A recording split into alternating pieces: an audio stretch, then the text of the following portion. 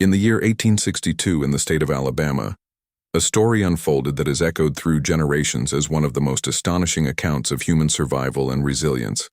And it begins with a boy who was not expected to live beyond the cruel grasp of a fatal condition that baffled every physician who encountered him, and in an age when medicine was still in its formative years, and the understanding of disease was limited to theories more rooted in observation than in science.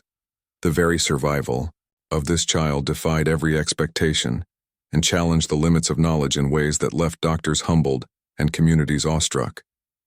For in that period, the Civil War was raging through the South, and medicine was defined not by advanced technology or deep understanding of biology, but by rudimentary tools and practices where survival from serious illness was rare and recovery from what was deemed fatal was nearly impossible.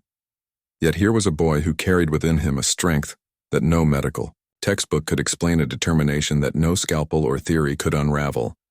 And as his condition grew worse and his family braced for the inevitable, the impossible happened, for instead of slipping into the silence of death, he clung fiercely to life, every breath a rebellion against fate and every heartbeat a testament to resilience. His family had prepared themselves for loss.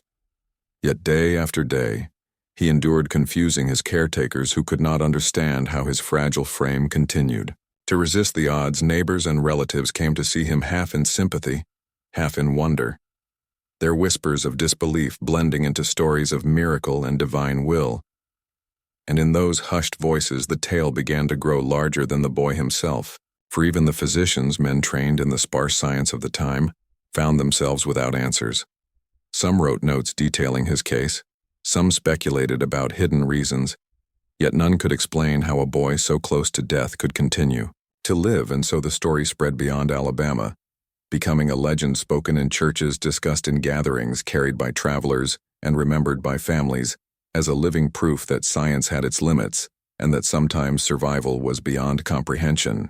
In those days, survival itself was often attributed to divine intervention, and so many called the boy a living miracle, a vessel of providence chosen to show the world that the human spirit was stronger than the frailties of the body. His frailty, though visible, was never enough to bring him down entirely, and as weeks turned into months, his endurance shifted from disbelief to admiration. He became more than a patient. He became a symbol for people who had lost hope amid the war and suffering that surrounded them. His story was recounted to remind mothers, fathers, soldiers, and widows that even in the darkest times the spark of life could resist the strongest winds of despair. Each passing day added to the mystery, and the legend only deepened. For in the absence of scientific explanation, the human mind seeks meaning, and in that search many found inspiration and strength, and perhaps that is why his story survived long after the events of 1862. His body may have been frail, but his presence was mighty, and his breath became a reminder that limits were only perceived, not fixed, and in the face of uncertainty, faith and resilience could bridge the gap that knowledge could not fill. And as time passed and science advanced, the tale of the boy who science could not kill remained not as a case study but as a parable, a whisper from the past telling future generations that the impossible is sometimes only another name for what has yet to be understood. For the boy who defied death in Alabama became more than an anecdote of survival. He became a living contradiction, a challenge to certainty, a reminder that in the realm of human existence, there are forces stronger than science, and beyond the reach of reason, forces that reside in courage, resilience, faith, and the mysterious will to live. And so his tale continued to live long after his frail frame had turned to dust, carried in words, in stories, in lessons, as a shining symbol of the unyielding strength of the human spirit. In the midst of the turbulent year 1862, when the state of Alabama was marked by hardship, scarcity, and the shadows of war, the survival of a boy who defied death became a subject of fascination for physicians, families, and communities alike, for his very existence pushed against the boundaries of what was then considered possible by medical science. At that time, medical knowledge was based on theories often inconsistent with evidence, and many treatments were experimental or guided more by tradition than by proven fact. Doctors relied heavily on bleeding, purging, or crude surgeries, and the chances of recovery from severe illness were slim. So when this boy continued to live despite being consumed by a condition deemed fatal by Every standard of the time, it was a blow to the confidence of the medical world. For the physicians who examined him were accustomed to certainty in their diagnoses, and when a child presented with symptoms of decline, weakness, and fragility, the end was nearly always assured. But here was a case that refused to follow the expected course, and this confounded even the most confident experts. They observed him day after day, watching his chest rise and fall, listening to a heart that seemed too frail to endure. And yet it beat on steady against the predictions and careful calculations of men of science. The inability to explain his survival created ripples within the medical circles of Alabama and beyond, for it was not only a contradiction, but also a humiliation of sorts, as doctors prided themselves on knowledge and authority. And yet here was a child dismantling their certainty without uttering a word. Some physicians wrote case notes hoping that in time explanations would emerge, while others admitted openly that they were facing something beyond their grasp. And in this rare admission lay a profound lesson that the boundaries of science are not fixed, but shifting, always challenged by anomalies that refuse to be categorized. And in the boy's survival, science met its limitation. The careful theories collapsed against the simple reality that life persisted, despite every argument. To the contrary, this event resonated deeply in a society where illness often claimed lives, abruptly, and where hope was fragile. For the survival of the boy was not just a medical curiosity, but also a moral and spiritual victory to the common people who had seen countless children buried too soon. His story was nothing short of miraculous, and the tension between scientific failure and divine interpretation only added to the legend. While science struggled to provide answers, faith provided meaning, and in that space between knowledge and mystery, the tale of the boy grew stronger, becoming a symbol of human defiance against the limits of reason. He was a living question that unsettled the proud certainty of medicine in the 19th century, and reminded all who heard his story that life is not merely a mechanical function, to be measured, explained, and predicted, but also an essence that sometimes escapes understanding. His survival pushed people to reconsider what it meant to know something, to declare an end, to declare certainty, and it exposed the fragility of human knowledge. And in this paradox, his story gained power, because what cannot be explained must be remembered, and what resists explanation must be honored. And in the years that followed, as medicine advanced, as microscopes revealed unseen worlds, as germs were discovered, as anesthesia and antiseptic transformed surgery, the tale of the boy from Alabama remained as a haunting echo of a moment when science faltered, when its limits were revealed, and when a child became a teacher, not through words but through persistence. His breath was a silent argument against arrogance, his pulse a reminder of humility, his survival a symbol that in the vast landscape of human existence, not all truths can be mapped, and not all mysteries must be solved. This contradiction between the certainty of medical authority and the stubborn reality of the boy's endurance became a narrative repeated, often not just as an anecdote, but as a cautionary tale for physicians and a beacon of wonder for families. And it spoke equally to both reason and faith, to the need for knowledge and the acceptance of mystery. And so his case became more than history. It became metaphor. It became a parable that whispered across generations that science is powerful, but not all-powerful, and that within the fragile vessel of the human body lies something unmeasured, something that at times resists death itself.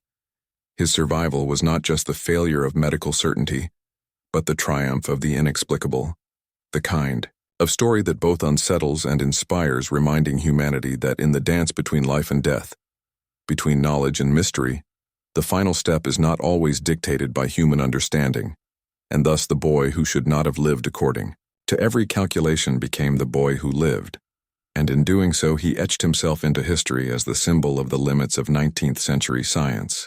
The case of the boy in Alabama in 1862 who defied death and lived against all predictions did not fade into obscurity, but instead became a story that grew with every retelling until it became larger than the boy himself. And what makes it endure is not only the impossibility of his survival, but also the way it captured the imagination of people in a time when despair was common and hope was scarce. The Civil War had torn families apart. Hunger, disease, and loss had become part of daily life, and people searched for stories that could remind them that not everything ended in tragedy.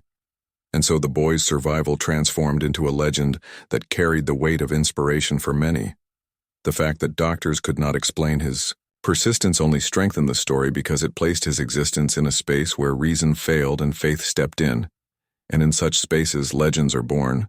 The people of Alabama and beyond retold the story not with medical details but with wonder, painting the boy as chosen special, perhaps protected by divine will.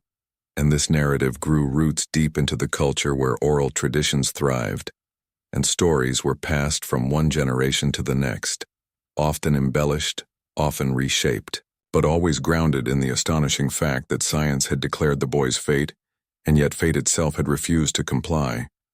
And thus his survival became not just a medical mystery, but a cultural monument standing tall against the tide of time. It gave mothers who had lost children a story to cling to, a story that said survival was possible even when impossible.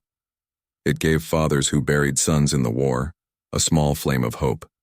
It gave communities torn by grief a reminder that life sometimes refuses to surrender, and in this way the boy's endurance turned into more than a personal triumph. It became collective property, a treasure of memory belonging to everyone who heard it, and in each retelling he became stronger, more symbolic, less an individual child and more a figure representing the resilience of the human spirit. His body, frail. His condition, precarious. His life, uncertain. And yet, his existence unwavering. This was the substance of the legend, and the legend mattered because it held power in the realm of human psychology for people under constant suffering. Find strength in stories, and the story of the boy, who science could not kill, was one that touched both heart and mind because it bridged the gap between reality and myth, between what is known and what is believed. And so the boy endured not only in flesh for a time but in spirit for generations. His story lived in the mouths of storytellers, in the faith of believers, in the reflections of physicians who admitted that there are limits to knowledge, and in the silent prayers of mothers who whispered his tale beside their children at night. His story stood as a mirror showing science its humility, showing faith its strength, and showing humanity its capacity to endure. And as the decades passed and medicine advanced and people began to understand diseases in ways unimaginable, in 1862 his story did not disappear. Rather, it became more remarkable because even in the age of explanation, there remain anomalies that stand untouched by reason. And the boy was one of those anomalies, his name perhaps forgotten. His face blurred by time, yet his essence preserved in the telling of the tale. He became an icon of survival, and his story spread far beyond Alabama, crossing states and echoing in different communities, sometimes told as a factual event, sometimes as a parable, sometimes as a miracle, but always as a reminder of the mystery of life itself. And what makes his story so enduring is that it did not depend on the details of his illness or the names of the doctors who failed to explain it. Rather, it lived because of its simplicity. A boy was supposed to die, but he lived. And in that simple contradiction lay the deepest truth of human existence, that sometimes life resists beyond measure, beyond reason, beyond certainty. His survival reminded people that there are still unknowns, that certainty is fragile, and that resilience can be stronger than prediction, and in this way the boy became timeless, for every era has its struggles. Every generation faces despair, and every people needs stories that hold them up against the weight of suffering. And so the boy from Alabama continued to live long after his own breath ceased to rise, for his life became memory, and memory became legend, and legend became hope. And in that hope his survival achieved immortality. His frail body eventually yielded, as all bodies must. But his story remained not as a tale of medical detail, but as an echo of defiance, an anthem of resilience, a proclamation that life is not always bound by the walls of knowledge, and that sometimes the impossible is not a limit, but a possibility waiting to be revealed. And so the boy became more than himself. He became the boy science could not kill. And in that title lived the testament that the human will, the spark of existence. The mystery of survival is greater than any explanation and more enduring than time itself.